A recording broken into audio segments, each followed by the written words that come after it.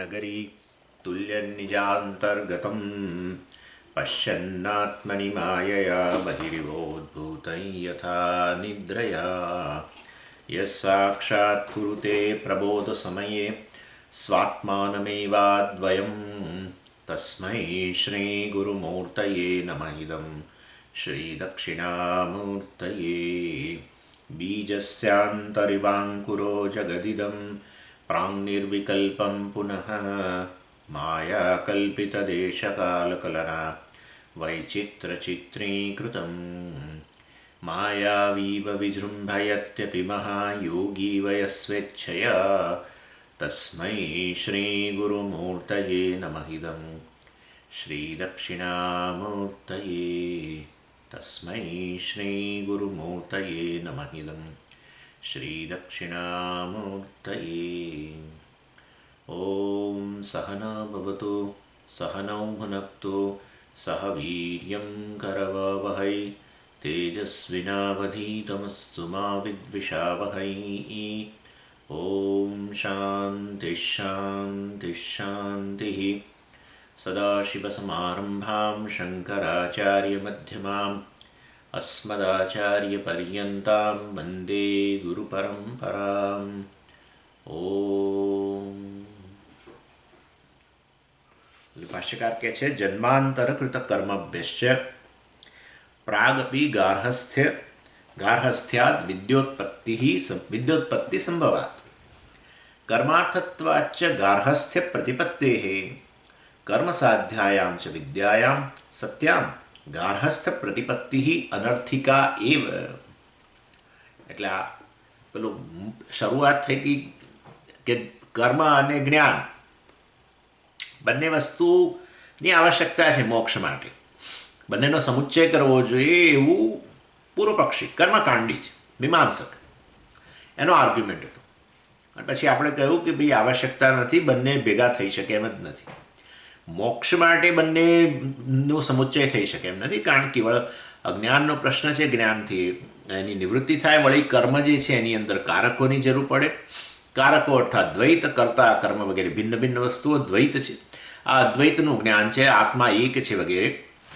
અને માટે વાસ્તવની અંદર બંનેનો સમુચ્ચય ન થઈ શકે. દ્વૈત અદ્વૈતના સમુચ્ચયની વાત છે, આ તો એ થઈ શકે એવું નથી. એટલે સાધન જે છે વાસ્તવમાં જ્ઞાન જ સાધન છે મોક્ષ માટેનું.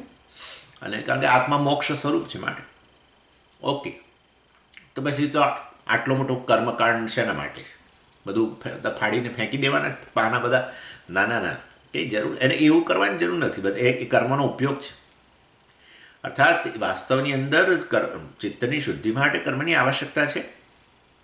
અને બધા નિત્ય કર્મો જે છે અથવા કર્મ ભલેને કામ્ય કર્મ હોય, કામ્ય કર્મ પાછળની ભાવના બદલાય તો એ કામ્ય કર્મ થોડું રહે. કામ્ય કર્મ પાછળ કામ્ય કર્મ એ સ્ટેટસ ક્યાંથી આવ્યું? કામનાને કારણે. તો કામના જ ન રહે તો પછી કામ્ય કર્મ ન બોલાય. કર્મ રહે પણ કામ્ય કર્મ ન રહે. હા, તો પછી એ કર્મ તો ઈશ્વરને અર્પણ કરવાની ભાવનાથી થઈ જાય, પોતાના સ્વાર્થ માટે કંઈ નથી. એટલે કોઈ પણ કર્મ જે છે એ કર્મ ચિત્તશુદ્ધિનું કારણ બને. કોઈ પણ કર્મ એવું નથી કે આ જ કર્મો કરવા. અને માટે કર્મકાંડમાં રહેલા કર્મો જે છે એ ચિત્તશુદ્ધિનું કારણ બને. આમાં નિત્ય નૈમિત્તિક કર્મો પણ આવી ગયા. અને તો એટલે નિત્ય નૈમિત્તિક કર્મથી ચિત્તશુદ્ધિ થાય તો જ્ઞાન પ્રાપ્તિ થાય ને મોક્ષ મળે. એવી વાત છે. તો પછી પછી તો ગૃહસ્થાશ્રમમાં જ કર્મની પ્રધાનતા છે ને. કર્મથી ચિત્તશુદ્ધિ થતી હોય અને ગૃહસ્થાશ્રમમાં કર્મની પ્રધાનતા છે, માટે ગૃહસ્થાશ્રમ જ આવશ્યક છે. આવું એણે કહ્યું. બીજા કોઈ આશ્રમો છે જ નહીં. ઇનફેક્ટ સંન્યાસ લઈ લો એટલે કર્મનો ત્યાગ કરો તો ચિત્તશુદ્ધિ ન થાય તો મોક્ષ જ ક્યાંથી પ્રાપ્ત થવાનું છે? એટલે ગૃહસ્થાશ્રમ જ એક આશ્રમ છે. મેં તો પહેલેથી કહેતા આવ્યા છે, તમે સાંભળતા નહોતા કે આ બધા બીજા બધા આશ્રમો છે નહીં. બ્રહ્મચર્ય આશ્રમ તો ખાલી એક જ્ઞાન પ્રાપ્તિ, એટલે લગ્ન પહેલાં થોડું જ્ઞાન વગેરે પ્રાપ્ત કરે તો કર્મ કરી શકે લગ્ન પછી. અને માટે બ્રહ્મચર્ય આશ્રમ તો એ ગૃહસ્થાશ્રમનો જ ભાગ છે. અને બાકી કોઈ આ સંન્યાસને આ વાનપ્રસ્થને આ બધું કશું છે નહીં. આ બધું ક્યાંકથી ઉપજાવી કાઢેલું છે બધું. કેવળ ગૃહસ્થાશ્રમ છે. બ્રહ્મચર્ય આશ્રમ થોડાક વર્ષો જ્ઞાન પ્રાપ્તિ માટે, અને પછી પુખ્ત ઉંમરનો થયા એટલે પછી લગ્ન કરવાનું. અને પછી બસ આ બધા કર્મો કરો, ચિત્ત શુદ્ધિ થાય, જ્ઞાન પ્રાપ્ત પણ થઈ જાય અને મોક્ષ. એટલે ગૃહસ્થાશ્રમમાં તો પ્રવેશ કરવો જ જોઈએ. આ હવે અમે સમજી ગયા તમે આજે બધું બોલ્યા ને પછી. એટલે ભાષ્યકાર કહ્યું જન્માંતર કૃત કર્મભ્યશ્ચ પ્રાગપી ગાર્હસ્થ્યાત વિદ્યોત્પત્તિ સંભવાત. અને એટલે પહેલાં આપણે એક આર્ગ્યુમેન્ટ બીજો કરી ગયા કે ભાઈ એવું કર્મો કંઈ એકલા ગૃહસ્થાશ્રમમાં રહેલા છે એવું થોડું છે. ચિત્તશુદ્ધિ માટેના કર્મો તો બીજા આશ્રમોમાંય છે. સો બીજા બધા આશ્રમોમાં રહેલા બ્રહ્મચારીઓ અને બધા લોકો એમને બેઠેલા છે, હાથ પકડીને બેઠા છે. એ લોકોના જીવનમાં અહિંસા છે, તપશ્ચર્યા છે, સત્યપાલન, આ તે બીજા મૂલ્યોનું પાલન વગેરે છે, અનેક વસ્તુઓ છે. એમને જીવનમાં નિત્યકર્મો છે જ બધા. અને એ નિત્યકર્મના અનુષ્ઠાનથી ચિત્ત શુદ્ધિ થઈને મોક્ષ પ્રાપ્ત થઈ જ શકે. માટે શા માટે ગૃહસ્થાશ્રમનો આગ્રહ શા માટે રાખવો? એવું શા માટે તમે કરો છો? બીજા કર્મોમાં બીજા આશ્રમોમાં કર્મ છે ને એ કર્મથી પણ ચિત્ત શુદ્ધિ થાય છે. બ્રહ્મચર્ય આશ્રમમાં નિત્યકર્મ છે, સંધ્યાવંદન, સવિદાધાનમ ને બધું. સંન્યાસીને નિત્યકર્મ છે બાય ધ વે. એને જે ભાષ્ય પારાયણ ને ઓમકારનો જપ આપ છે બધું. એટલે એવું તમે ન માનો કે ગૃહસ્થ હોય એ જ વ્યક્તિને બધા કર્મનો અધિકાર ને નિત્ય નૈમિત્તિક કર્મ કરે ને એને જ ચિત્ત શુદ્ધિ થાય ને બાકી બધા આશ્રમો ખોટા વગેરે. એવું નહીં. એ તો બરાબર. ભાષ્યકાર અહીં બીજી વાત કરે છે જન્માંતરકૃત કર્મભ્યશ્ચ પ્રાગપી ગાર્હસ્થ્યાત. એટલે ગૃહસ્થાશ્રમમાં પ્રવેશ કરો એ પહેલાં જ વાસ્તવની અંદર વ્યક્તિને જ્ઞાનની ઈચ્છા હોઈ શકે છે. એટલે it is possible to gain knowledge. જન્માંતરકૃત કર્મ અને પહેલાંના જન્મમાં જે છે કરેલા હોય કર્મ પ્રાગપી ગાર્હસ્થ્યાત, તો ગ્રસ્થ બને એ પહેલાં જ એને તો કદાચ આવી જિજ્ઞાસા, બ્રહ્મની જિજ્ઞાસા હોય તો વિદ્યોત્પત્તિ સંભવાત. જિજ્ઞાસા હોય તો જ્ઞાન ઉત્પન્ન થાય, નહીં તો ક્યાંથી થવાનું છે? તો જિજ્ઞાસા ક્યારે હોય? ચિત્ત શુદ્ધિ હોય તો. એટલે બ્રહ્મચર્ય આશ્રમમાં હોય ને છતાંય ચિત્ત શુદ્ધિ થઈ ગયેલી હોય. કારણ કે પૂર્વજન્મની અંદર કદાચ પૂર્વજન્મમાં ગ્રહસ્થાશ્રમમાં કે પૂર્વજન્મમાં ચિત્ત શુદ્ધિ માટેના કર્મો કરેલા છે, પણ પ્રારબ્ધ પૂરું થઈ ગયું. તો હવે જન્મ્યા પછી જ વાસ્તવમાં થોડા વર્ષોમાં નવી બ્રહ્મ જિજ્ઞાસા ઉત્પન્ન થાય, એનેમાં મોક્ષની જ ઈચ્છા હોય અને બીજી કોઈ ઈચ્છા ન હોય, તો શા માટે ગૃહસ્થ આશ્રમમાં પ્રવેશ કરે? કર્માર્થત્વાચ્ચ ગાર્હસ્થ પ્રતિપત્તિ. ગૃહસ્થાશ્રમમાં પ્રવેશ કરવો એ તો કર્મ માટે જ છે. એ તો બરાબર છે જ ભાઈ. એટલે કે હા, કર્મ સાધ્યાયામ ચ વિદ્યાયામ સત્યામ ગાર્હસ્થ પ્રતિપત્તિ અનર્થિકા. અને માટે કર્મ સાધ્યાયામ વિદ્યાયામ, કર્મ સાધ્ય એટલે આ વિદ્યા કર્મ સાધ્ય. ભાષ્યકાર આવું એટલે આપણે તો વિચારીને કર્મ સાધ્ય કહ્યું. કર્મથી સાધ્ય વિદ્યા, કર્મથી સાધ્ય નહીં, કર્મથી સાધ્ય ચિત્ત શુદ્ધિ, ચિત્ત શુદ્ધિથી વિદ્યા સાધ્ય. એ આપણે અંદર ઉમેરી દેવા. કર્મથી જ્ઞાન ક્યાં પ્રાપ્ત થાય? આવું હોત તો આપણે બહુ જ કર્મ કરીએ, ભણવા શું કરે બેસથી. કર્મથી જ્ઞાન ઉત્પન્ન થઈ જતો તો હું તો 24 કલાક એક્ટિવ રહું, જ્ઞાન એની જાતે ઉત્પન્ન થયા કરશે. એટલે આવું કર્મ સાધ્યાયામ વિદ્યાયામ એટલે કર્મથી, નિત્ય નૈમિત્તિક કર્મથી ચિત્ત શુદ્ધિ, એના દ્વારા વિદ્યાની ઉત્પત્તિ થાય, કારણ કે અધિકારી બને. એટલે ગાર્હસ્થ્ય પ્રતિપત્તિ અનર્થિકા. તો પછી શા માટે ગૃહસ્થ આશ્રમમાં પ્રવેશ કરવાની જરૂર છે? અનર્થિકા, યુઝલેસ. આવું કહ્યું. પછી ભાષ્યકારે આ બીજું પણ આગળ કહ્યું લોકાર્થત્વાચ્ચ પુત્રાદીનામ પુત્રાદિ સાધ્યેભ્યશ્ચ અયમ લોકઃ પિતૃલોકઃ દેવલોકઃ ઇતિ એતેભ્યઃ વ્યાવૃતકામસ્ય નિત્યસિદ્ધ આત્મલોકદર્શિનઃ કર્મણિ પ્રયોજનમ અપશ્યતઃ કથમ પ્રવૃત્તિ ઉપપદ્યતે. લોકાર્થત્વાચ્ચ પુત્રાદીનામ, પુત્ર વગેરેની શા માટે તમે પ્રાપ્તિ? એટલે ગૃહસ્થાશ્રમમાં પ્રવેશને સંતાન વગેરે ગ્રસ્ત હોતો એટલે પુત્રાદિનામ લોકાર્થત્વાચ. પુત્ર વગેરે શાના માટે છે છેવટે? લોકાર્થત્વાત, ફોર ધ સેક ઓફ ગેઇનિંગ લોકાસ. અને આપણે જોઈ ગયા પુત્રાદિ સાધ્યેભ્યઃ અયન લોકઃ. પુત્ર વગેરે હોય, સંતાનો હોય તો આ લોક છે, નહીં તો શા માટે? એકલો ફરતો હોય, એકલી વ્યક્તિ, એના મનમાં આ જ હોય ને, હું આ નવો મોટો બંગલો વસાવીને શું કરું? હું આ 2 ગાડી બીજી વધારે લઈને શું કરું? હું ફલાણું શા માટે વસાવું? એને તો એ રહેવાનું જ છે. એટલે આપણે એને ટીકા કરીએ અથવા આપણે એને કહીએ, ઘણીવાર તો એવું બને, આપણે કહીએ એને ભાઈ તમે શા માટે આટલું બધું વસાવો છો? તમારી પાછળ તો કોઈ છે, આવું બોલીએ આપણે, તમારી પાછળ તો કોઈ છે નહીં. એટલે પુત્રાદિ એમાં એવું છે, બૃહદારણ્યકની અંદર આ વસ્તુ કહેવામાં આવી છે કે ખરેખર તો આજે પુત્રેણ અયન લોક જઈએ, પુત્ર વગેરેથી આ લોક પ્રાપ્ત થાય. એટલે વાસ્તવની અંદર કહેવાનો આશય એવો છે, એક મિનિટ, એટલે પુત્ર વગેરેથી આ લોક પ્રાપ્ત થાય અને અન્ય લોક પિતૃલોકે કેવી રીતે પ્રાપ્ત થાય? સંતાન હોય, સંતાન તમારી આપણે વિદાય લઈએ તો સંતાન આપણી પાછળ શ્રાદ્ધ વગેરે તર્પણ આ તે બધું કરું, બીજું બધું કરે 13 દિવસ પહેલાં, તો આપણી ગતિ સારી થાય ને. એટલે પિતૃલોકની પ્રાપ્તિ પણ સંતાનોથી થાય, આ લોકની પ્રાપ્તિ પણ સંતાનોથી થાય. દેવલોક વગેરેની તમે પોતે કંઈક કર્મ વગેરે કર્યા હો તો દેવલોક વગેરેની પ્રાપ્તિ, સ્વર્ગલોક મતલબ એની પ્રાપ્તિ થાય. પણ જેને આત્મલોકની જ ઈચ્છા છે, ઇતિ એતેભ્યઃ વ્યાવૃત્ત કામસ્ય નિત્યસિદ્ધ આત્મલોકદર્શિનઃ કર્મણી પ્રયોજનમ પશ્યત. એને કર્મનું પ્રયોજન જ નથી દેખાતું, અર્થાત ગૃહસ્થાશ્રમનું પ્રયોજન નથી દેખાતું, કારણ કે એને કોઈ સંતાન વગેરેની અપેક્ષા જ નથી. એને અન્ય લોકમાં જ જવું નથી, પિતૃલોકમાં એને જવું ને આ લોકમાં કશું મેળવવું નથી. તમે બીજી પ્રોપર્ટી વસાવો ને, પણ તમારી પાસે પૈસા છે તો થોડી બીજી ક્યાંક ફલાણા સ્ટેટમાં કંઈક થોડું બીજી પ્રોપર્ટી વસાવો, આમ તેમ. મારે શું કરવું છે? I don't want anything. બીજી 2 ગાડી વસાવો ને, મારે શું કરવું છે? અરે એક બંગલો તો મોટો લો, નાનો શા માટે? મારે શું કરવું છે? એટલે આ લોકો હોય કે સ્વર્ગમાં જાઓ, પણ મારે સ્વર્ગમાં જ રસ નથી, મને પિતૃલોકમાં જાઓ, મને પિતૃલોકમાં રસ નથી, મને અન્ય લોકમાં જવામાં રસ નથી. કેમ? નિત્યસિદ્ધ આત્મલોકદર્શિના, જેને માત્ર આત્મલોકનું દર્શન કરે છે, નિત્યસિદ્ધ. જો ભાષ્યકાર કેવો સરસ શબ્દ, નિત્યસિદ્ધ એટલે વાસ્તવની અંદર એવર એકોમ્પ્લિશ્ડ. આ બધા લોકમાં જઈને જે અનુભવો કરીને જે મળી શકે, જે પ્રકારનો આનંદ ને જે પ્રકારની સિક્યોરિટી બધું મળી શકે, એ બધું મને મળી ચૂકેલું છે, એવો હું છું. નિત્યસિદ્ધ, એવર એકોમ્પ્લિશ્ડ, આત્મલોકદર્શિના. પણ આત્માને લોક કહેવાની ક્યાં જરૂર? તો પેલો પિતૃલોક એટલે તમારી આત્માને લોક કહી દેવાનો, તમને જે યોગ્ય લાગે શબ્દ પાછળ જોડી દેવાનો. એમ ના, આત્મા આલોક લોક્યતે અનેનૈતિ લોક. એક આત્માને કારણે જ તો બધા અનુભવ છે. પિતૃલોકના અનુભવ છે ને કારણે થશે. If you are conscious Bing, how will you experience? આને પિતૃલોકમાં લઈ જાવ તો શું કંઈક અનુભવ એના આનંદનો સિક્યોરિટીનો અનુભવ થવાનો છે. એટલે આત્મા છે જેને કારણે સર્વ વસ્તુ અનુભવ શક્ય બને છે. લોક્યતે અનેન, because of which anything is experienced, that is the real લોકા. અને એવો આત્મા વાસ્તવમાં નિત્ય સિદ્ધ છે. અને માટે કોઈ પણ વસ્તુનો અનુભવ થાય એ પહેલાં આત્માનો અનુભવ છે.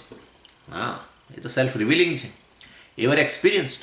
અને માટે બંને લોકની ઈચ્છા કશાની મને તો અપેક્ષા નથી. મને તો ફક્ત કેવળ આત્મલોકની જ અપેક્ષા છે. ને આત્મલોકનું આવું દર્શન કરનારો જે છે, એ ડઝન્ટ રિક્વાયર પુત્ર વગેરે આ તે બધું, પુત્ર વિત્ત વગેરે બધી વસ્તુ, કે અન્ય કોઈ કર્મ વગેરેની પણ અપેક્ષા નથી. લોક કર્મ તો સાધન છે, પુત્ર વિત્ત વગેરે બધું પછી પ્રાપ્ત થાય.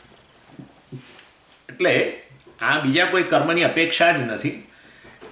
ઇન શોર્ટ, એને એટ્રેક્શન ન હોય. એટ્રેક્શન નહીં હોવા માટેના 2 કારણો છે. તમોગુણને કારણે ન હોય. હા, તમોગુણ હોય ને એટલે કર્મ કરવાની ઈચ્છા ન થાય. એટલે કરે શું? એ કર્મફળ પ્રત્યે આવી વિરક્તિ બતાવે, વૈરાગ્ય બતાવે. મને પેલામાં રસ જ નથી, શા માટે હું કરું એમ.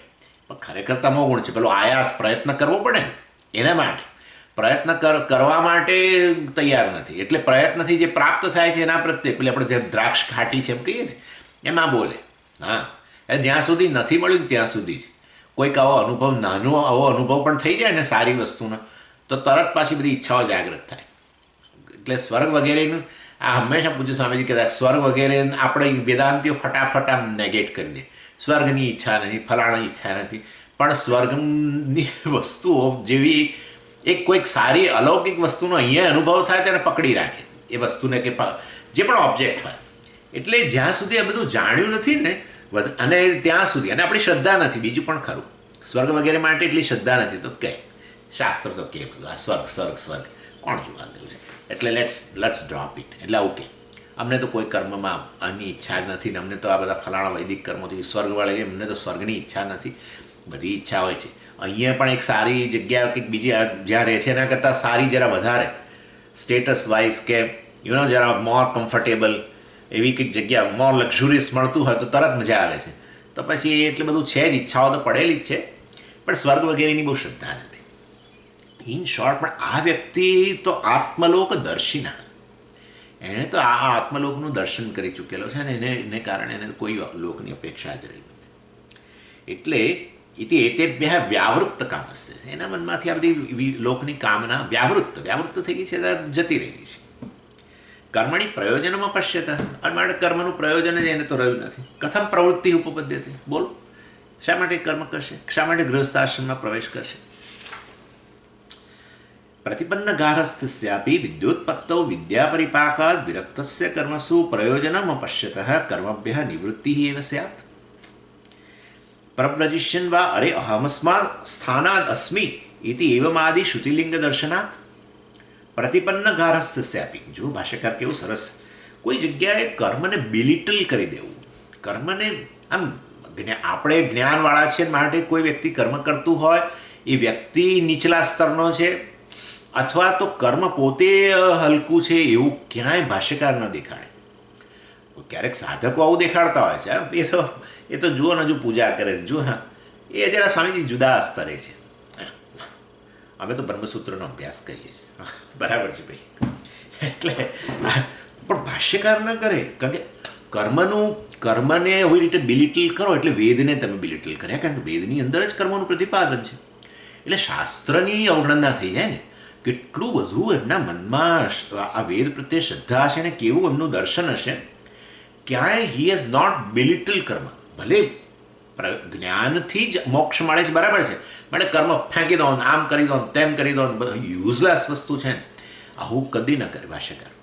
એટલે પ્રતિપન્ન ગારસ્થસ્યાપી, એટલે પ્રતિપન્ન એટલે જે ગૃહસ્થાશ્રમમાં પ્રવેશ કરેલો છે. પ્રતિપન્ન means he has entered into વિદ્યોત્પત્તૌ, વિદ્યાની ઉત્પત્તિ માટે વિદ્યાપરિપાકાદ વિરક્તસ્ય કર્મસુ પ્રયોજનમ અપશ્યત. અને જ્યારે એને વિદ્યાની ઉત્પત્તિ થાય, ગૃહસ્થાશ્રમમાં કર્મો કરવાને કારણે એને ચિત્તશુદ્ધિ થઈ હોય અને વિદ્યા પરિપાકાત અને જ્ઞાન થયેલું જ છે. હજારો ગૃહસ્થોને જ્ઞાન થયેલું છે, કોઈ સંન્યાસ આશ્રમમાં પ્રવેશ્યા નથી, તોય કર્મ કરતાં કરતાં જ થયું છે. જનક રાજાને એ બધા તો આપણે સામાન્ય એક બે આવું ઉદાહરણો યાદ રહે છે આપણને, અશ્વપતિ જનક રાજાને, બધા કેટલાય હજારોની સંખ્યામાં ગૃહસ્થોનું જ્ઞાન થયેલું છે. એટલે વિદ્યા પરિપાકાત, વિદ્યાનો પરિપાક થાય એ લોકો એમને જ્ઞાન થઈ જાય. વિરક્તસ્ય, પછી હવે કર્મનું તો પ્રયોજન રહ્યું જ નથી. વિદ્યા એમનામાં ઉત્પન્ન થઈ, આત્મજ્ઞાન ઉત્પન્ન થયું. કર્મ શું પ્રયોજનમાં અપશ્યત. હવે કર્મથી જે પ્રાપ્ત કર્મફળ વગેરેમાં તો ક્યાંથી રસ હોય? એકવાર આવું જ્ઞાન થઈ ગયા પછી કર્મભ્યઃ નિવૃત્તિ હવે સ્યાત. ભલે ને ગૃહસ્થાશ્રમમાં હોય તો કર્મમાંથી નિવૃત્ત થઈ શકે છે. પણ આવું કોઈ ઉદાહરણ છે તમારી પાસે? તમે બધું બોલે તો રાખો છો ધડાધડ, પણ કંઈક છે કોઈ ઉદાહરણ છે કે ગ્રસ્ત હોય અને જ્ઞાન થયું હોય ને પછી કર્મનો ત્યાગ કરે, ગૃહસ્થાશ્રમનો ત્યાગ કરે, એવું કંઈક છે ખરું ઉદાહરણ? છે ને ભાઈ, શાસ્ત્રમાં વેદમાં જ છે. પછી ક્યાં અમે તમને બીજું આપીએ તમે નહીં સ્વીકારો? હજારો કહો ખરા, પણ એક તો બતાવો, નામ આપો, ચાલો અમે ત્યાં જઈને જરા મળી આવીએ, ઇન્ટરવ્યૂ લઈએ. ના પણ શાસ્ત્રમાં જ છે, શાસ્ત્રમાં છે, ચિંતા ન કરો. પ્રવ્રજિષ્યન વા અરે અહસ્માત સ્થાનાત અસ્મિ ઇતિ એવમ આદિ શ્રુતિલિંગ દર્શનાત. શ્રુતિની અંદર છે, બૃહદારણ્યક ઉપનિષદની અંદર 452ની અંદર જ યાજ્ઞવલ્ક્ય મૈત્રેયી અને કાત્યાયની બોલાવીને આ વાત કરે છે.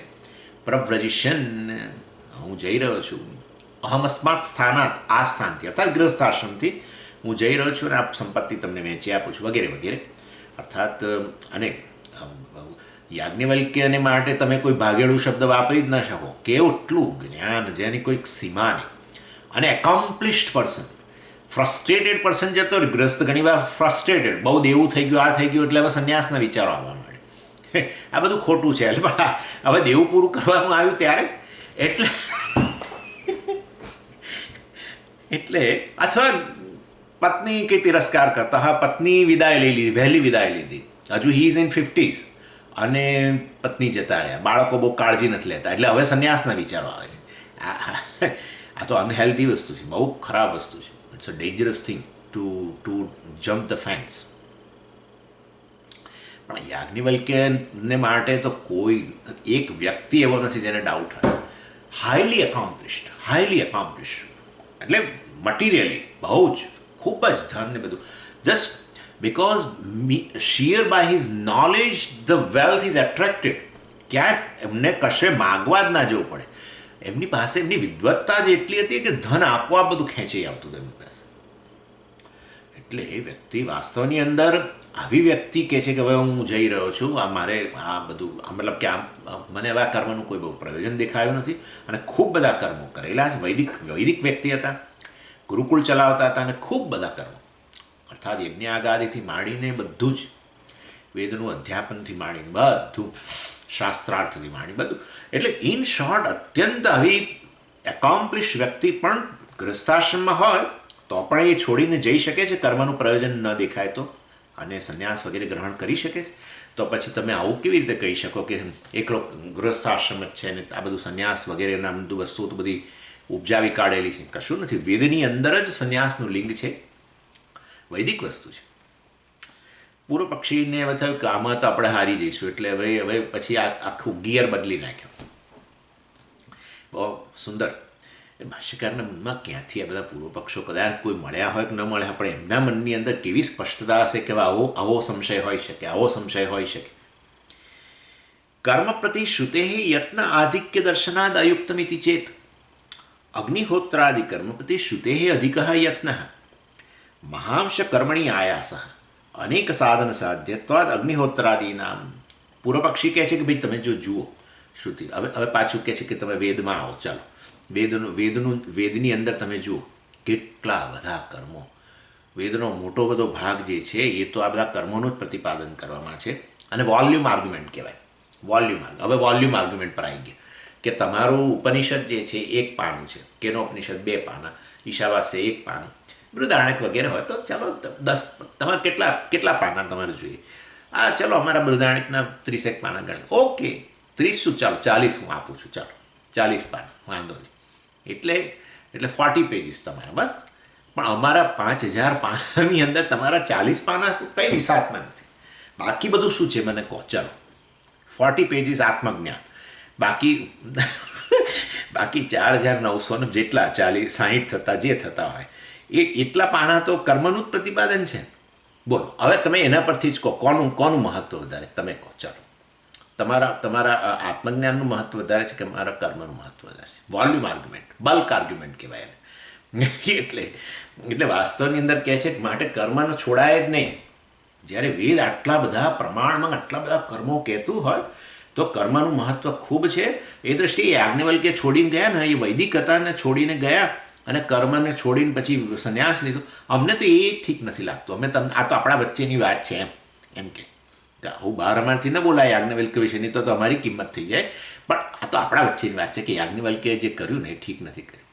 એમણે આ રીતે 2 પત્નીઓને આ બધા બાળકો હશે ખબર નહીં, એ બધાને છોડીને જવું અને આ બધું why should he do that, right? It is not proper on his part, right? એટલે ભાષ્યકાર હવે આ વસ્તુ સમજાય. આ પ્રતિજ્ઞા વાક્ય છે. કર્મ પ્રતિ શ્રુતે યત્ન આધિક્યા. કર્મ માટે થઈને વિથ રેફરન્સ ટુ કર્મ. શ્રુતે શ્રુતિનો, વેદનો, યત્ન પ્રયત્ન, આધિક્યાત શ્રુતિનો બહુ પ્રયત્ન દેખાય છે કર્મ માટે, કર્મના પ્રતિપાદન માટે, એટલે તો આટલા બધા પાના છે. એટલે અગ્નિહોત્રાદિ કર્મ પ્રતિ શ્રુતે અધિક યત્ન. શ્રુતિ આ અગ્નિહોત્ર વગેરે કર્મના પ્રતિપાદન માટે ખૂબ પ્રયત્ન કરતી દેખાય છે. અને મહાંશ કર્મણી આયાસ, એ તો શ્રુતિ તો પ્રયત્ન કરીને આટલું બધું બધા કર્મના સાધનો બતાવે, સાધન જે સાધ્ય હોય એનું પ્રતિપાદન કરે આટલા બધા પાનાની અંદર. પરંતુ જે વ્યક્તિ પછી કર્મ કરવાનો છે એના પક્ષે કેટલો બધો પ્રયત્ન. મહાંશ કર્મણી આયાસ પ્રયત્ન, ખૂબ આયાસ પ્રયત્ન, મહાન કર્મ. સ્વાભાવિક છે યજ્ઞ કર્મ કરવું હોય તો કે એમને એમ થાય છે બેસી ગયા આસન લગાવીને પેલા વેદીની સામે, એથી કર્મ શરૂ થોડું થાય છે. આ તો બધો આ સ્વાનુભવ જ કહું છું તમે. એટલે આપણને એમ કે યજ્ઞમાં આટલી વસ્તુઓ જોઈએ. એટલે આપણે એ આવે ને પેલા પુરોહિત એ પહેલાં જ બધી આમ તૈયારી કરી મૂકી દઈએ, આસને પાથરી દઈએ, બધું કરી દઈએ અને આપણે પછી બેસી જઈએ. તમે જોજો એ આપણને ઉઠાડે છે, ફલાણું રહી ગયું, પેલું રહી ગયું, બીજા 50 ધક્કા થાય. એટલે તૈયારી તો ખરી જ, કર્મણી આયાસ, એ તો પ્રયત્ન તો ખરો. પછી કર્મ કરતાં કેટલો આયાસ ભાઈ, અને એમાં ધુમાડો વગર રડવાનું થાય ને બધું કેટલું થાય ભાઈ. એટલે આ કંઈ સરળ નથી કશું. અને તમને છેલ્લે નમસ્કાર કરાવે કેટલાને, અને ત્યાં પેટમાં તો એવી ભૂખ લાગી હોય જબરજસ્ત, પણ 3 કલાકને છે. આપણને એમ થાય કે હવે પૂર્ણાહુતિ આવે છે કે નથી આવતી? પૂર્ણાહુતિ આવે છે, પણ પૂર્ણાહુતિ ક્યાંય દેખાય જ નહીં. છેલ્લે કે આથા પૂર્ણાહુતિ, એટલે ત્યારે આપણને થાય હાશ હવે નિરાશ થઈ, હવે નિરાશ. એટલે કર્મણી મહાંશ આયાસ. ભાષ્યકાર કહે છે the person who performs on the part of performer also there is a big effort. શ્રુતિનો તો પ્રયત્ન છે આ બધું વસ્તુનું પ્રતિપાદન કરવા માટે, કર્મનું પ્રતિપાદન કરવામાં ખૂબ બધો પ્રયત્ન કર્યો, પરંતુ જે કરે યજ્ઞ કર્મ વગેરે કરે, આ કર્મો કરે, વૈદિક કર્મ, એને ખૂબ પ્રયત્ન. ત્રીજી વસ્તુ, અનેક સાધન સાધ્યત્વાદ અગ્નિહોત્રાદિના. અગ્નિહોત્ર વગેરે કર્મો જે છે, અનેક સાધન સાધ્યત્વ, એ ક્યારે સાધ્ય બને અથવા તો ક્યારે તમે નિષ્પન્ન કરી શકો. અનેક સાધન, એક બે વસ્તુ થોડી જોઈએ, અમને બોલાવાથી માંડીને અને છેક સુધી બધું કેટલી વસ્તુઓની અપેક્ષા રહે છે. એટલે અને આ બધા સમિત ને બધું બહુ જ સાચવવાનું થાય છે, બહુ જ સાચવવું પડે બધું. ખાસ કરીને સમિત વગેરે લઈ આવો, અથવા તો આ બધું આ સુકોમયો ગધવ વગેરે બધું પણ થોડું અંદર પૂર્ણાહુતિમાં આ બધું હોમે, અથવા એ સિવાય પણ આ બધું આવાહન વખતે એને બધું હોય, એ બધું જોવું પડે ને. તો ઘણીવાર તો બધું સડેલું નીકળે અંદરથી. You have to tech lot of care. જીવન કેટલાક લોકો કહેતા હોય છે કે ભાઈ અમે સમજીએ અમારા જીવનમાં એટલી સાવધાની નથી. મેં કહું કર્મ કરો, ખાસ કરીને પૂજા કર્મ વગેરે કરો. આ તો વૈદિક કર્મ છે, ચાલો એ તો હવે આપણે ન કરીએ તો કંઈ નહીં, પરંતુ પૂજા જેવી કર્મ છે કે કંઈ પણ ધાર્મિક કાર્ય જે આપણે કરીએ ને ત્યારે સાવધાનીની બહુ મોટી આવશ્યકતા છે. અને અખંડાનંદજી મહારાજ તો હંમેશા કહેતા કે ભાઈ સાધક એને જ હું તો કહું છું જેના જીવનમાં સાવધાની છે. સાવધાની હોય એ સાધક કહેવાય, અને એ વસ્તુ બહુ જ મહત્ત્વની છે. પ્રમાદ હોય એ વ્યક્તિ સાધક ન બની શકે. પ્રમાદ, ભૂલી જાય, ફલાણું ઢીકણું, આમ તેમ, અનેક નિષ્કાળજી, અનેક પ્રકારની. એનીવે, એટલે કહેવાનો આશય એવો છે કે આ રીતે વાસ્તવની અંદર અનેક સાધનોની અપેક્ષા રહે છે કર્મ કરવા માટે, તો એ સાધ્ય બને. અને માટે યત્નાધિક્યમ, અને માટે ખૂબ બધા પ્રયત્નની જરૂર છે કર્મમાં. એમ કરીને એ બતાવવા માગે છે કે કર્મનું ઇમ્પોર્ટન્સ બહુ છે. એક તો કર્મોનું પ્રતિપાદન, વેદમાં ખૂબ બધા કર્મોનું પ્રતિપાદન છે, વોલ્યુમિનસ. બીજું આ કરવા માટે ખૂબ બધો પ્રયત્ન વગેરે, અને આયાસ, એટલે કર્મ કરવામાં આયાસ, અને કર્મ કરવા માટે એના સાધનો ભેગા કરવામાં ખૂબ બધો આયાસ. અને માટે કર્મ જ બહુ મહાન વસ્તુ છે. Extra effort involve in performing those કર્માસ વગેરે. એટલે પૂર્વ પક્ષી આ બધા આર્ગ્યુમેન્ટ કરે છે, પણ એને વાસ્તવની અંદર એના દ્વારા એને બીજું પ્રયોજન સિદ્ધ કરવું છે. બટ એટલું જ કહેવું છે ગૃહસ્થાશ્રમ જ શ્રેષ્ઠ છે એમ કહેવાનું. કર્મ માટે આટલું બધું બોલે છે એટલે આપણને એમ કે કર્મ માટે વાત કરે છે, પણ કર્મની જેમાં પ્રધાનતા છે એ આશ્રમમાં જ વાસ્તવમાં યોગ્ય છે એમ કહેવાનો આશય છે. એટલે ગૃહસ્થાશ્રમ જ યોગ્ય છે. અને એ તો પછી સ્પષ્ટ થઈ જશે. કહે છે કે તપો બ્રહ્મચર્યાદીનામ ચ ઇતર આશ્રમ કર્મણામ ગાર્હસ્થ્યેપી સમાનત્વાત. બરાબર. અને તમે એમને કહેતા હતા કે તપશ્ચર્યા અને બ્રહ્મચર્ય અને અહિંસા અને આ બધા મૂલ્યો અને એ બધું જીવનમાં હોય તો પણ તમે ચિત્તશુદ્ધિ થઈ જાય ને તમને જ્ઞાન વગેરે પ્રાપ્ત થાય ને મોક્ષ થઈ જાય. એટલે બીજા આશ્રમોમાં બધું તો રહેલું જ છે, અહિંસા અને બધી વસ્તુઓ, તપશ્ચર્યા ને બધું છે. તો પછી તમારે કંઈ ગૃહસ્થાશ્રમમાં જઈને અગ્નિહોત્ર વગેરે કર્મ કરવા જ જોઈએ એવું થોડું છે. એવું આપણે જે આર્ગ્યુમેન્ટ કરેલો એટલે કહે છે તપો બ્રહ્મચર્યાદિનામ ઇતર આશ્રમ કર્મણામ ગાર્હસ્થ્યેપી સમાનત્વ. તો શું કે ગૃહસ્થને સતત ભોગ કરવાના છે? ગૃહસ્થના જીવનમાં તપશ્ચર્યા છે. આ તમે અહિંસાનો ઉપદેશ કોને આપો છો એટલું જરા કહો. હિંસા ન કરવી જોઈએ. હા, એ કોને માટે છે? બ્રહ્મચારી માટે છે કે બધા આશ્રમ માટે? ના, બધા આશ્રમ માટે. તો ક્યાં તમે કહો છો? એટલે અમારા ગૃહસ્થાશ્રમની અંદર તો વાસ્તવમાં બધા કર્મોનું અનુષ્ઠાને કરવાનું, આ બધા આટલા બધા પ્રયત્નોવાળા, આ અગ્નિહોત્ર વગેરેથી માંડી બધું, અને પાછું પેલું બધું કરવાનું. હવે તમે કહો તો કોણ વધારે મહત્વનો કયો આશ્રમ? તમે જ કહો. ચાલો.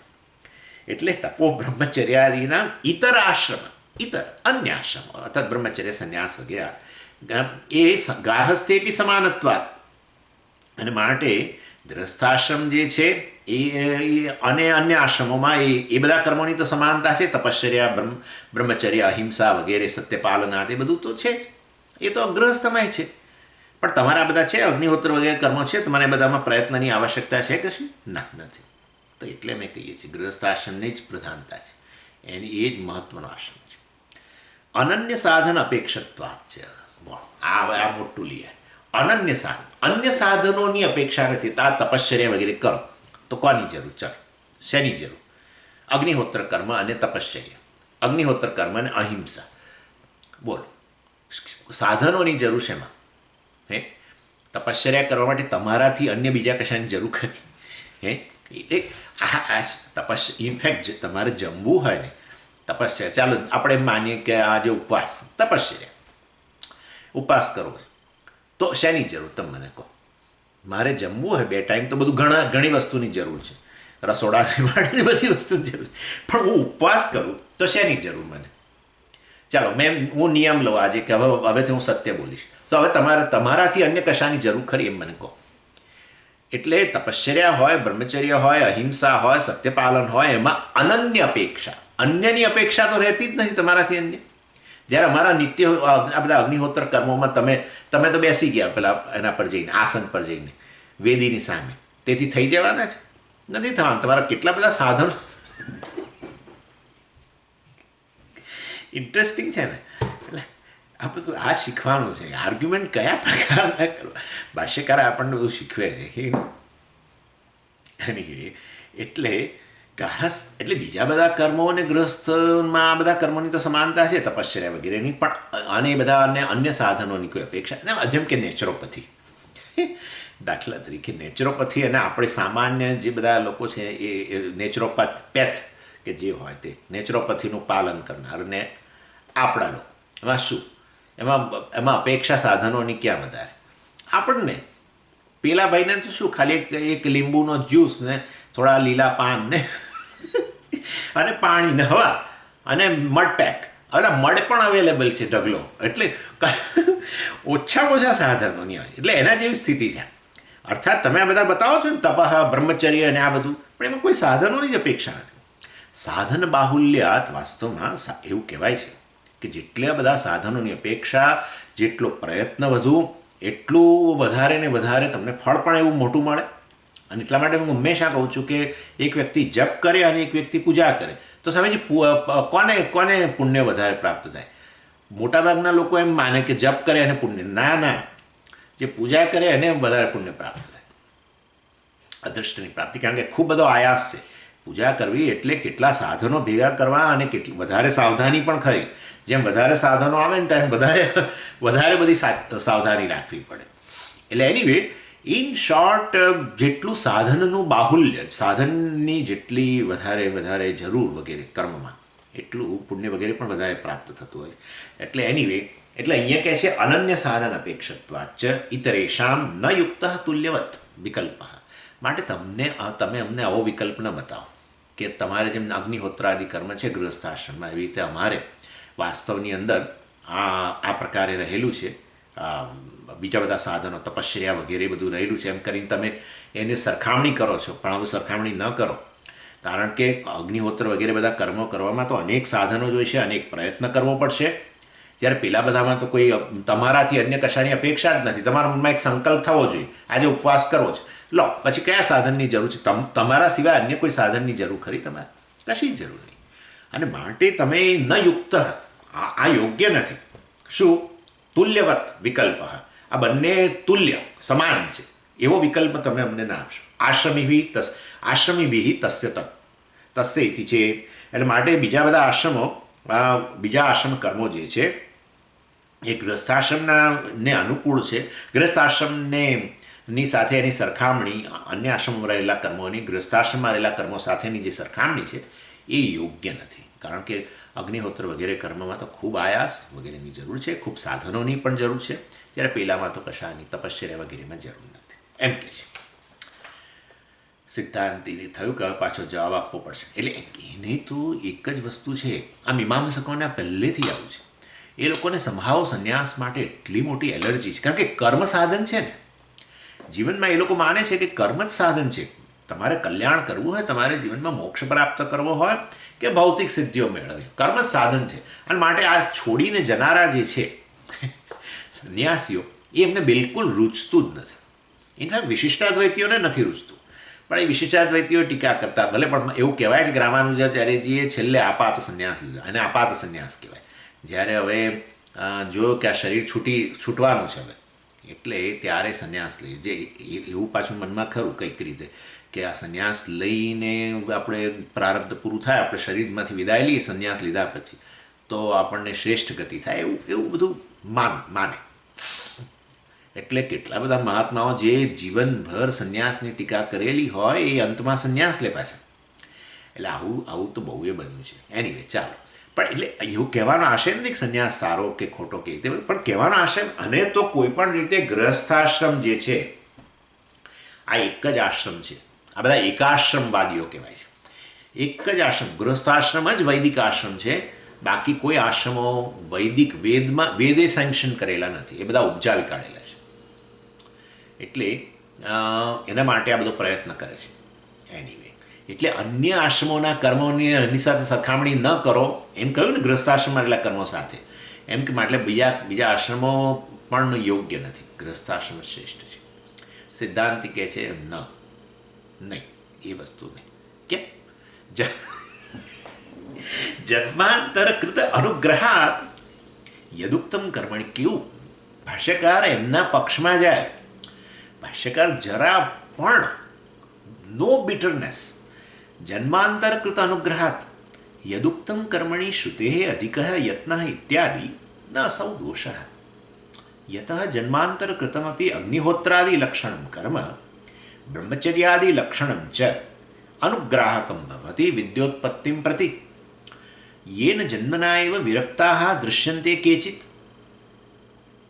ભાષ્યકાર એક્સેપ્ટ્સ અગ્નિહોત્ર કર્મ. વિચારો તમે કે છે યસ, તમારા અગ્નિહોત્ર કર્મ શ્રેષ્ઠ છે, શંકા જ નથી, અને ઇટ ઇઝ નેસેસરી, જરૂર માની લઉં છું કે અગ્નિહોત્ર કર્મ કર્યા વગર અને એને સમાન કોઈ બીજા પ્યોરિફાઈંગ એક્શન્સ નથી, ચાલો માની લઈએ છીએ. અને માટે અગ્નિહોત્ર કર્મ કરવું હોય, નિત્ય કર્મ છે એ કરવું હોય તો પછી ગૃહસ્થ આશ્રમ પ્રવેશ કરવો જોઈએ, બધું બરાબર છે. પણ આ જન્મમાં જ થવા જોઈએ તો જ મોક્ષ મળે, એ તમે હવે જવા દો. કેમ જવા દો? કે આમાં એવું છે ને, આ આર્ગ્યુમેન્ટ આપણે એટલે કરીએ છીએ, હજુ આ આર્ગ્યુમેન્ટ કોની, આ બૌદ્ધોની સાથે ન થાય આર્ગ્યુમેન્ટ, કે બીજા ચારવાકોની સાથે આર્ગ્યુમેન્ટ ન થાય. જે વ્યક્તિ અદૃષ્ટ સ્વીકારતો હોય, પુણ્ય પાપ, અને જે વ્યક્તિ પૂર્વજન્મ પુનર્જન્મ વગેરે માનતો હોય, અર્થાત વૈદિક જ હોય, એની સાથે જ આપણે આર્ગ્યુમેન્ટ કરી શકાય છે, બીજા લોકો સાથે ન કરી શકાય. જે કે પૂર્વજન્મ કે પુનર્જન્મ નામની વસ્તુ જ નથી, એની સામે આર્ગ્યુમેન્ટ ન કરી શકાય, એવું છે. એટલે ભાષ્યકાર કહે છે કે ભાઈ તમે કહો છો અગ્નિહોત્ર કર્મ વગેરે કરવા જ જોઈએ, અને એ માટે ગૃહસ્થાશ્રમમાં પ્રવેશ કરવો જ જોઈએ, અને તો જ ખરેખર ચિત્તશુદ્ધિ વગેરે થાય, માની લઈએ, ચાલો, એગ્રીડ ફુલ્લી. પણ એ આ જ જન્મમાં અગ્નિહોત્ર કરવા જોઈએ, ગૃહસ્થાશ્રમમાં પ્રવેશ કરવો જોઈએ, તો જ મોક્ષ થશે એવું નથી. જન્માંતરકૃત અનુગ્રહાત એટલે વાસ્તવની અંદર આ પુણ્યકર્મ વગેરે જેણે કર્યા છે પૂર્વજન્મની અંદર, નિત્ય કર્મ, નિત્ય નૈમિત્તિક કર્મો કે બીજા કર્મો, એ અનેક જન્મોમાં કરેલા હોય, એ વસ્તુ વાસ્તવની અંદર હવે આ જન્મમાં જ્યારે એ જન્મ લે ને ત્યારે જ એ પ્રકારની વિરક્તિ લઈને જન્મે વ્યક્તિ, ચિત્તશુદ્ધિ લઈને જન્મે. અને માટે યદુક્તમ કર્મણી શ્રુતે અધિક, એટલે આ વસ્તુ સમજી શકાય એવું છે. ઇન શોર્ટ, ચાલો એ પછી જોઈએ. એટલે આ વસ્તુ અમે સમજી શકીએ છીએ કે આ બધા કર્મોની જરૂર છે, અને માટે ગૃહસ્થાશ્રમમાં પ્રવેશ કરવો જોઈએ, પણ બરાબર છે. પણ પૂર્વમાં અનેક ગૃહસ્થાશ્રમમાં પ્રવેશ કરીને આ બધા નિત્ય નૈમિત્તિક કર્મો કરેલા હોય, અને એને કારણે ચિત્તશુદ્ધિ પ્રાપ્ત થઈ હોય, તો આ જન્મમાં કંઈ ફરી પ્રવેશ કરવાની એમાં જરૂર નથી, કારણ કે ચિત્તશુદ્ધિને કારણે એને જિજ્ઞાસા કેવળ મોક્ષની જિજ્ઞાસા છે, જ્ઞાનની ઈચ્છા છે. તો હવે એ વાસ્તવમાં એ વ્યક્તિ ગૃહસ્થાશ્રમમાં ન પ્રવેશે, અથવા આ પ્રકારના નિત્ય નૈમિત્તિક કર્મો ન પણ કરે, તેથી એ વ્યક્તિ અધિકારી નથી એવું તો ન જ બોલાય, એમ અહીંયા કહી રહ્યા છે. એટલે વાસ્તવની અંદર અને આ વસ્તુ આપણે જોઈએ જ છે. વ્યક્તિ તમે જુઓ, ચાઇલ્ડહુડ, આપણા જ બધા આશ્રમોમાં કેટલાય લોકો એવા 20 વર્ષના હોય, 21 વર્ષના હોય, 22 વર્ષના હોય, બધા ને આ બધી વસ્તુ માટે એટલો બધો લગાવ હોય કે ના પૂછવા. અને એમને તમે આવું કહો કે ગ્રસ્થમાં આશ્રમમાં પ્રવેશવો કે આ તે, તો એ લોકો અથવા તો બીજા કર્મો કે જેનાથી અનેક પ્રકારના કર્મફળ પ્રાપ્ત થાય, પાવર, મની, પોઝિશન, આ બધું પ્રાપ્ત થતું હોય, એ વસ્તુમાં એમને રસ ન હોય, બને છે આવું. અને માટે તો એનો અર્થ કે આ બધું ચિત્તશુદ્ધિ છે એમના, જેમના વૈરાગ્ય છે, કર્મફળની મર્યાદાઓ વગેરે એમને ખબર છે, અને એ દ્રષ્ટિએ વાસ્તવમાં એ લોકોમાં પ્રવેશ ન પણ કરે. આ બધા કર્મો માટેનો લગાવ ન હોય, ગૃહસ્થાશ્રમ માટેનો લગાવ ન હોય, સંતાનો વગેરે માટેનો લગાવ ન હોય, હોઈ શકે છે. અને વાત છે આજે અત્યારે આ સમયમાં એ છે ને પહેલાં એ હતા વાતો કે બ્રહ્મચર્ય આશ્રમમાં જ એમને આ બધી જ્ઞાનની ઈચ્છા જન્મેલી હોય. એટલે તમે કહો છો કે ગૃહસ્થ આશ્રમમાં પ્રવેશી નિત્ય નૈમિત્તિક કર્મ કરે, અગ્નિહોત્ર વગેરે, તો ચિત્ત શુદ્ધિ થાય અને માટે તો જરૂરી જ છે, તો બરાબર છે વસ્તુ. પણ એ આ જ જન્મમાં ગૃહસ્થ આશ્રમમાં પ્રવેશે એવો આગ્રહ ન રખાય. પૂર્વજન્મનું પણ હોઈ શકે છે. એટલે આ રીતે અને હવે આપણે નથી ચાઇલ્ડ પ્રોડિજીસ કહેતા, કેટલા બધા હોય છે આ વાતો. હવે ભાષ્યકાર તો પોતે હતા જ જાણે, પણ એ સિવાય રમણ મહર્ષિની એવા આપણને તો થોડાક ઉદાહરણો, બાકી એ બધા લોકો હવે પ્રસિદ્ધ થઈ ગયા, પણ એ સિવાય બિચારા પ્રસિદ્ધ ન હોય અને બ્રહ્મચર્ય આશ્રમથી જ આ રીતે જ્ઞાનની ઈચ્છા લઈને ગયેલા હોય ગુરુની શોધમાં, અને આવું બધું તો કેટલાય છે બીજા મહાત્માઓ. એટલે આ પ્રકારે વાસ્તવની અંદર આ જન્મમાં જ ગૃહસ્થાશ્રમમાં પ્રવેશ કરવો એવો કોઈ એવો આગ્રહ આપણાથી ન રાખી શકે. એની એટલે પૂર્વજન્મના જન્માંતરકૃત અનુગ્રહાત, જન્માંતર અન્ય જન્મોમાં કરેલા કર્મોના અનુગ્રહને કારણે આ વસ્તુ અત્યારે બ્રહ્મચર્ય આશ્રમથી જે વસ્તુઓ પ્રોડિજી જેવા વાસ્તવમાં એમને રસ આની અંદર હોઈ શકે છે. અને બીજું કે મેં તમને આ વસ્તુ જે કહીએ છીએ તો ઉદાહરણો તો છે જ છે, અને ખુદ ભગવાન વાસ્તવની અંદર કહે છે કે ભગવદ્ ગીતાની અંદર કે પૂર્વજન્મમાં એણે આ બધું કરેલું હોય તો આ જન્મમાં પ્રાપ્ત થતાં જ હું એનો સંયોગ કરી આપું છું. એ વસ્તુ ભગવાને 6 અધ્યાયના 43મા શ્લોકની અંદર જ કહી. તત્રતમ બુદ્ધિ સંયોગમ લભતે પૌર્વદેહિકમ. પૂર્વદેહની અંદર એણે જે પ્રાપ્ત કરેલું, જેટલું હોમવર્ક કર્યું હતું એ વસ્તુ વાસ્તવમાં, અને એ કદાચ પ્રારબ્ધ પૂરું થઈ ગયું તો એનું હોમવર્ક નિષ્ફળ નથી જતું. ભગવાન કહે છે તત્રતમ બુદ્ધિ સંયોગમ, હું એના બુદ્ધિ સંયોગમ એટલે એણે જે બધું પ્રાપ્ત કર્યા છે સંસ્કારો, આ તે બધું આધ્યાત્મિક સંસ્કારો બધું, અને જે કંઈ એણે હોમવર્ક કર્યું છે એની સાથે એનો હું સંયોગ કરી આપું છું નવા જન્મમાં. અને માટે બધા જ જન્મોમાં એણે આ પ્રકારે ગૃહસ્થ બનવું જ જોઈએ એવું પછી આવશ્યક રહેતું નથી. એટલે person picks up the thread from the previous birth. યદુક્તમ કર્મણી શ્રુતે અધિક યત્ન. એટલે હવે આપણે એ વસ્તુ જોઈએ. ભાષ્યકાર જે કહે છે કે શ્રુતે એટલે તમે જે કહ્યું ને કે ભાઈ કર્મ માટે ખૂબ બધો પ્રયત્ન કરવો જોઈએ, અને કર્મમાં માટે ખૂબ બધો પ્રયત્ન શ્રુતિ પણ કરે છે, શ્રુતે, અને તમે પણ ખૂબ પ્રયત્ન કરો ને ખૂબ સાધનોની અપેક્ષા હોય ને એ વસ્તુ જે તમે કહ્યું એ વાસ્તવની અંદર એ બરાબર છે. ન અસૌ દોષ, એ વસ્તુ વાસ્તવમાં ખરેખર દોષ નથી. યતઃ જન્માંતરકૃત કર્મ અપી અગ્નિહોત્રાદિ લક્ષણમ કર્મ અનુગ્રાહકમ ભવતી. અને માટે કર્મ, આ અગ્નિહોત્ર વગેરે જે કર્મ જે છે અને બ્રહ્મચર્ય વગેરે જે છે અને પૂર્વજન્મમાં એણે જે કરેલું હોય, it acts as a blessing for knowledge to arise. અને માટે આ પૂર્વજન્મમાં કરેલી વસ્તુ અત્યારે અનુગ્રહ કારણ, અનુગ્રાહક મીન્સ અનુગ્રહ કારણ, અનુગ્રહનું કારણ બને છે. અને માટે એ વ્યક્તિ બ્રહ્મચર્ય આશ્રમથી જ બાયપાસ કરીને, ગૃહસ્થને બાયપાસ કરીને સંન્યાસી બની શકે છે. એટલે સંન્યાસી બને છે અર્થાત જ્ઞાનને કમિટમેન્ટ, જ્ઞાનને વરેલો રહે છે. એટલે એને બ્રહ્મચર્ય આશ્રમથી એવી ઈચ્છા હશે મોક્ષની વગેરે તો જ થાય. અને એટલું એટલે અમે એવો કહેવાનો આશ્રમ નથી ગૃહસ્થ આશ્રમ વગેરે યોગ્ય નથી. ગૃહસ્થ વ્યક્તિ જેમ સંન્યાસી બને છે, જેમ યાજ્ઞવલ્ક્ય બન્યા, એવી રીતે બ્રહ્મચર્ય આશ્રમમાંથી પણ કોઈ સીધું જઈ શકે છે. માટે એવો આગ્રહ ન રાખો કે આ જન્મમાં પણ એણે આ બધા નિત્ય નૈમિત્તિક કર્મો કરવા જોઈએ, ગૃહસ્થ આશ્રમમાં પ્રવેશ કરવો જોઈએ, અગ્નિહોત્ર વગેરે કર્મ કરવા જોઈએ, એવો આગ્રહ તમે ન રાખી શકો. એને કારણે કેચિત જન્મના એવ વિરક્તા દૃશ્યંતે. ભાષ્યકાર ખુદ કહે છે જેને કારણે આ પ્રકારે જન્માંતરમાં કરેલા કર્મો અનુગ્રાહક બને, એને કારણે યેન જન્મના એવ વિરક્તા દૃશ્યંતે. આપણે જોઈએ છીએ કે આ જન્મની અંદર જન્મ્યા પછી જ થોડા જ વર્ષોમાં વિરક્ત, વૈરાગ્ય ધરાવનારા લોકો વાસ્તવની અંદર, અર્થાત એ લોકો મેં પોતે જોયેલા છે, એ લોકો હંમેશા શાસ્ત્રની જ વાત ગમે, એમને ધ્યાન જ ગમે, એમને વાસ્તવમાં વૈરાગ્ય જ ગમે પહેલેથી જ. બીજા આ તો ઉદાહરણ આપું તમને એમ જ.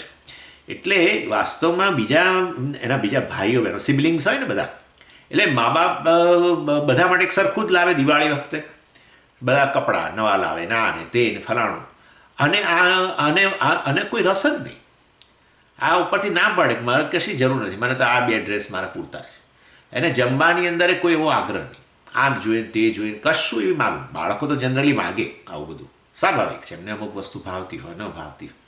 આ કશું જ ના માગે, જે આપો તે જમી લે, જે પહેરાવો એ પહેરી લે. અને ધ્યાન એને કરવું બહુ ગમે, પૂજાઓ ગમે, આ જપ કરવા બહુ ગમે, આવો ક્યાંક સત્સંગ હોય તો એ વાત કરે એને બહુ ગમે, આવા સંન્યાસીઓ બહુ ગમે. આ બધું તો બહુ જોવા મળે છે. એટલે વાસ્તવની અંદર કહેવાનો આશય એવો છે કે વ્યક્તિને આવું ચાઇલ્ડહુડથી યેન વિરક્તા દૃશ્યંતે કેચિત કેટલાક વિરક્તા વિરક્તા એટલે વૈરાગ્ય ધરાવનારા દૃશ્યંતે જોવા મળે છે. અને માટે ભાષ્યકાર અહીંયા સ્વીકાર કરી લીધો કે વાસ્તવમાં અગ્નિહોત્ર કર્મ વગેરે બહુ ઇમ્પોર્ટન્ટ કર્મ છે દુરિક્તના ક્ષય માટે, ચિત્ત શુદ્ધિ માટે, જ્ઞાન ઉત્પન્ન થાય એના માટે, અધિકારી બનવા માટે. પરંતુ એ અગ્નિહોત્ર કર્મ આ જ જન્મમાં કરે એવો આગ્રહ ન રાખો.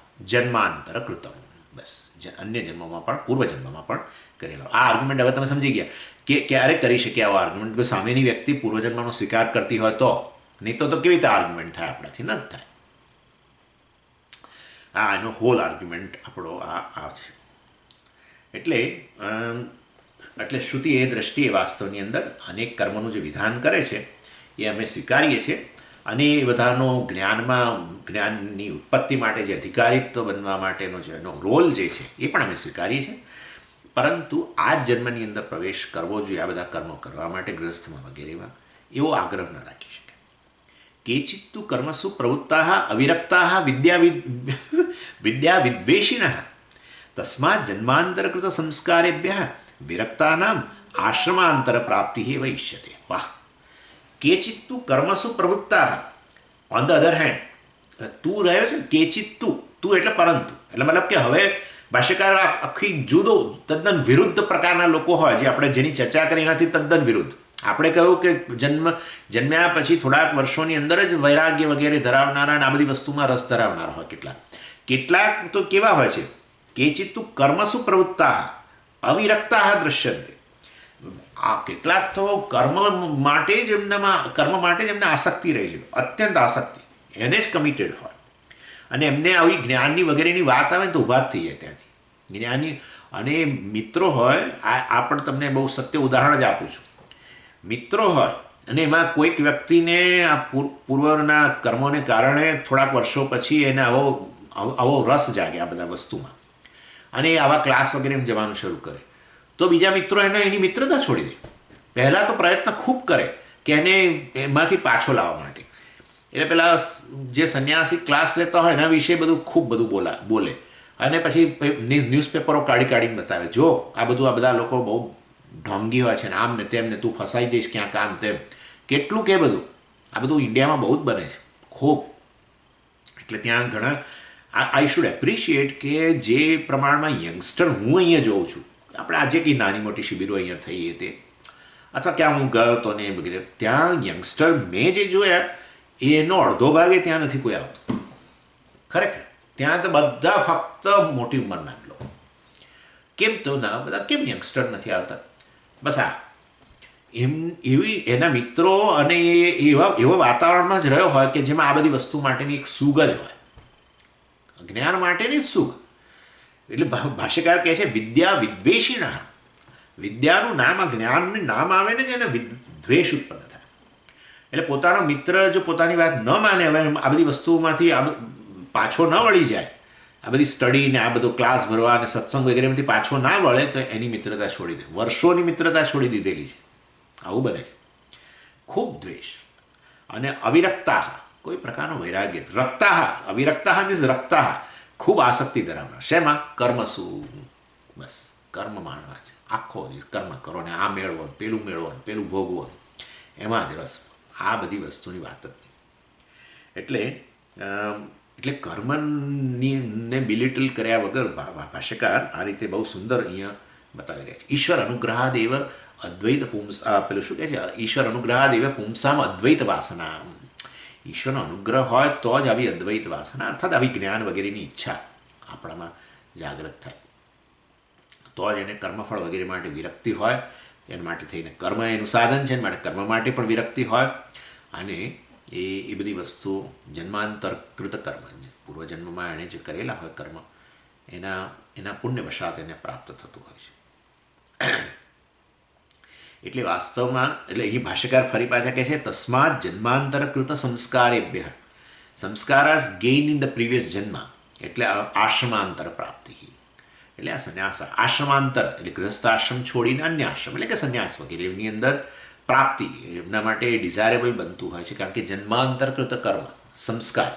અને અહીંયા સંસ્કારનો અર્થ વાસ્તવમાં આપણે પુણ્ય અદૃષ્ટ વગેરે ગણવો જોઈએ કે જે દુરિતનો નાશ કરે એવા પ્રકારના પુણ્યની અહીંયા ભગવાન વાત કરે. પુણ્ય અનેક પ્રકારના હોય છે. બહુ આપણને એમ કે પુણ્યની વાત આવે ને એટલે બહુ ફેવરેબલ એવું નથી હોતું. વાસ્તવમાં પૂજ્ય સ્વામીજી જેનું ઉદાહરણ આપતા તમને ખાલી યાદ જ કરાવો, તમને ખબર જ છે. આમ અખાતના દેશમાં જન્મવું એ પણ પુણ્ય છે, કારણ કે ખૂબ સંપત્તિ લઈને કોઈ એવા કુટુંબમાં જન્મે ત્યાં કોઈ શેખના ત્યાં કે ખૂબ સંપત્તિ ખૂબ, અને ત્યાં તો પૈસાનો તો આપણે જાણીએ છીએ. આ પુણ્ય ગણવું જોઈએ આટલા બધા કમ્ફર્ટ્સની વચ્ચે, પરંતુ એક શબ્દ તમે ન બોલી શકો. અને જો દીકરી હોય તો બહાર હંમેશા પેલો બુરખા પહેરીને ફરવા, અને એક તમને કોઈ પ્રકારની ફ્રીડમ જ નહીં. તમારી વિચાર શક્તિને પણ એ લોકો બદલી નાખે, બીજી અન્ય પ્રકારની કોઈ ફ્રીડમ નહીં. એટલે આમ ખૂબ બધું ધન અને મોજ મજા, પણ આમ ફ્રીડમ જ નહીં. તો એટલે આ કયા પ્રકારનું પુણ્ય? એટલે આ પુણ્ય તો છે જ, પરંતુ આ પુણ્ય આવું પ્રકારનું પુણ્ય નહીં. પણ આ વ્યક્તિને બ્રહ્મચર્ય આશ્રમથી જ આ પ્રકારની ઈચ્છા જન્મી જ્ઞાન વગેરે માટેની, તો એ પણ પુણ્યને કારણે, પૂર્વમાં કરેલા પુણ્યને કારણે. પરંતુ આ પુણ્ય જુદા પ્રકારનું પાછું, જે દુરિતનો નાશ કરે. આમ તો એને ઈચ્છા જન્મે, નહીં તો અવરોધ હોય તો ઈચ્છા જ ના જન્મે. ઈચ્છા જન્મ્યા પછી અવરોધ ચાલુ રહે તો એ ઈચ્છાને પૂરી ન કરી શકે, મોક્ષ પ્રાપ્ત ન કરી શકે. મોક્ષ માટે જ્ઞાન પ્રાપ્તિમાં પણ બહુ અવરોધ આવે લોકોના જીવનમાં, બહુ આવે છે અવરોધ બિચારાઓ. કેટલીય માતાઓ મને કહે સ્વામીજી અમારે તો એટલી ઈચ્છા છે, પછી છેવટે ઘરે સાંભળે આવું કંઈક ફાઇલ, આપણે ઓડિયો ફાઇલ મોકલી હોય એ ક્યારેક સાંભળે ને એનોય ટાઈમ ના રહે પાછો, એનોય ટાઈમ ન રહે. એટલો બધું વર્કલોડ હોય ને એવી જગ્યાએ હોય. એટલે કહેવાનો આશય છે કે આ બધું કોઈક અવરોધ એમના જીવનમાં પૂર્વમાં કરેલો હશે, એ અવરોધને કારણે આ અત્યારે જ્ઞાનની ઈચ્છા, મોક્ષની ઈચ્છા વગેરે છે પણ પૂરી ન કરી શકે. જ્યારે આ વ્યક્તિ તો જન્માંતરકૃત, આ વ્યક્તિના પુણ્ય એવા હશે કે આ સંસ્કાર એટલે કે આ અદૃષ્ટને કારણે, પૂર્વજન્મમાં કરેલા કર્મના અદૃષ્ટને કારણે, પુણ્યને કારણે એના માટેનો માર્ગ આમ ખુલ્લો થઈ જાય, રાજમાર્ગ બની જાય, હાઈવે, બિગ હાઈવે કે જેમાં સરળતાથી એ જઈ શકે. અને આવું આ તો બધું તમે બોલો છો ખરા, બધી મોટી આખી ઇમારત ચણો છો, પણ ક્યાંય કંઈક શ્રુતિનો આધાર છે કે એમ જ તમે લવારો કરો છો? ના ભાઈ, અમે શુચિનામ શ્રીમતામ ગેહે યોગ ભ્રષ્ટો ભી જાયતે અથવા યોગી નામ એવા કુલે ભવતી ધીમતામ. ભગવાન કહે છે ચિંતા જ ન કર, તું ભણવાનું કામ કર, બીજું બધું છોડી દે મારા પર. શુચિનામ શ્રીમતામ ગેહી યોગ ભ્રષ્ટ, આ યોગ ભ્રષ્ટ છે, જો એણે પૂરી નથી કરી યાત્રા. શુચિનામ શ્રીમતામ ગેહી, શ્રીમંત કુટુંબની અંદર અને સંસ્કારી. શુચિ એટલે આમ તો પવિત્ર, અર્થાત સંસ્કારી કુટુંબની અંદર એનો હું જન્મ જરૂર એને પ્રદાન કરું છું. અથવા યોગી નામ એવા કુલે ભવતી ધીમતામ, યોગી નામ કર્મયોગી નામ, અથવા એવા કુટુંબમાં જન્મે જ્યાં કર્મયોગ વગેરેનું ખૂબ મૂલ્ય હોય, અને અર્થાત નિસ્વાર્થ કર્મ કરવાની પ્રેરણા જ મા બાપને જ હોય, નિસ્વાર્થ કર્મ પ્રત્યે બાળકોમાં એ વસ્તુ આવે એવું બધું. એટલે વ્યક્તિ મતલબ એનો પ્રોગ્રેસ થતો જ રહે. નાનો મોટો કદાચ અવરોધ હોય તો પણ આ કર્મયોગ વગેરેને કારણે નિસ્વાર્થ ભાવનાથી આ પ્રકારની ઈશ્વરાર્પણ બુદ્ધિ વગેરે હોય અને એનો વિકાસ થતો જ રહે. હી પિક્સ અપ ધ થ્રેડ.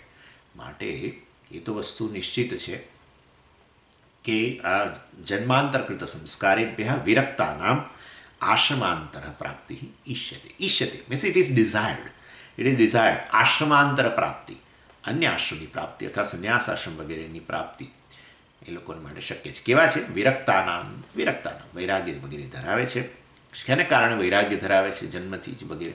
જન્માંતરકૃત સંસ્કારેભ્ય, પૂર્વજન્મમાં કરેલા સંસ્કાર અર્થાત પુણ્યકર્મને કારણે જન્માંતરકૃત એ સંસ્કાર, એને કારણે વાસ્તવમાં આવા હોય છે તૈયાર, રેડી, ક્વોલિફાઈડ ફોર નોલેજ.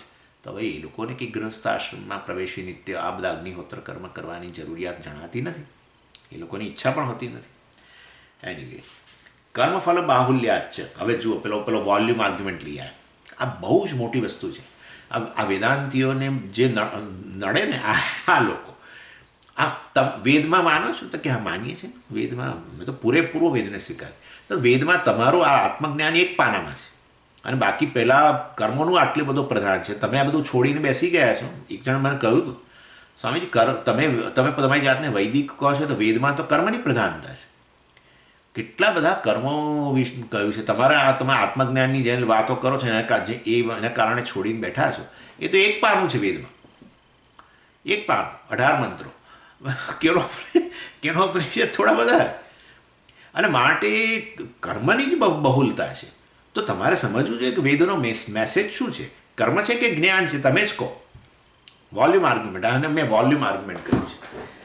આ વોલ્યુમ આર્ગ્યુમેન્ટ. કર્મફળ એટલે ભાષ્યકારી અહીંયા ઉત્તર આપે છે, બોલો, કે કોઈ વસ્તુની બહુલતા હોય તેથી એ વસ્તુ ઇમ્પોર્ટન્ટ છે એવું કોણે કહ્યું? ઓકે, તો આવું બોલવાથી કે અમારામાં ફેર નહીં પડી જાય. તમે એમ જાણે એવી રીતે બોલ્યા કે હો તમે અમને કન્વિન્સ કરી દીધા. એવું કે અમે કન્વિન્સ નથી થતા. તમે બતાવો કે બહુલતા હોય આટલી બધી, આટલા બધા કર્મોનું પ્રતિપાદન કર્યું હોય છતાં એની ઇમ્પોર્ટન્સ ના હોય ઇમ્પોર્ટન્સ પણ જેટલી હોવી જોઈએ એટલી જ હોય. એ જીવનભર કર્મ કરવા જ જોઈએ. કેમ? કારણ કે કર્મોની જ પ્રધાનતા વેદમાં છે અને માટે જીવનભર કર્મ જ કરવા જોઈએ, ગૃહસ્થાશ્રમમાં જ પ્રવેશ કરવો જોઈએ. આવું બધું જે તમે કહો છો એ જરા વધારે પડતું છે. જરૂર કર્મની બહુલતા છે, કર્મફળની બહુલતા છે, બધું બરાબર છે શાસ્ત્રમાં, પણ તેથી કરીને કર્મ જ મહત્ત્વનું છે ને જ્ઞાન મહત્ત્વનું નથી. આવું તમે જે કહો છો એ અમે ન શીખે. તો પછી અમારા કર્મો આટલા બધા કેમ કયા છે? તો ભાઈ વેદમાં આટલા બધા કર્મોનું પ્રતિપાદન કરવાની કેમ જરૂર હતી? તમે જ જવાબ આપો. ચલો, એટલે આપણે જવાબ આપવાની ફરક થઈ ગઈ. હવે we have to give answer. અને આ આર્ગ્યુમેન્ટ તો કેટલી જગ્યાએ થાય છે, કેટલી જગ્યાએ. આન્સર અહીં તૈત્તિરીયમાં રહેલો છે, મને ખબર નથી પહેલાં. કર્મફલ બાહુલ્યાચ પુત્ર સ્વર્ગ વર્ચસાદિ લક્ષણસ્ય કર્મફલસ્ય અસંખ્યેયત્વાत् તત્પતિ ચ પુરુષાણામ કામ બાહુલ્યાત તદર્થમ શ્રુતેઃ અધિકઃ યત્નઃ કર્મસુ ઉપપદ્યતે આશીષામ બાહુલ્ય દર્શનાत् ઇદમ મે સ્યાत् ઇતિ. આઈ થિંક આ આર્ગ્યુમેન્ટ આપણે will have to take it next time. કદાચ એટલે બીજા આવતી વખતે જોઈશું આપણે આ આર્ગ્યુમેન્ટ. બસ હવે આ સેક્શન પૂરો થવાની તૈયારી છે. હવે 1 કે 2 ક્લાસની અંદર પછી બ્રહ્માનંદ વલ્લી શરૂ કરીશું. ઓમ પૂર્ણમદ પૂર્ણમિદમ પૂર્ણાત પૂર્ણમુદચ્યતે પૂર્ણસ્ય પૂર્ણમાદાય પૂર્ણમેવાવશિષ્યતે. ઓમ શાંતિ શાંતિ શાંતિ. હરિ ઓમ શ્રી ગુરુભ્યો નમઃ.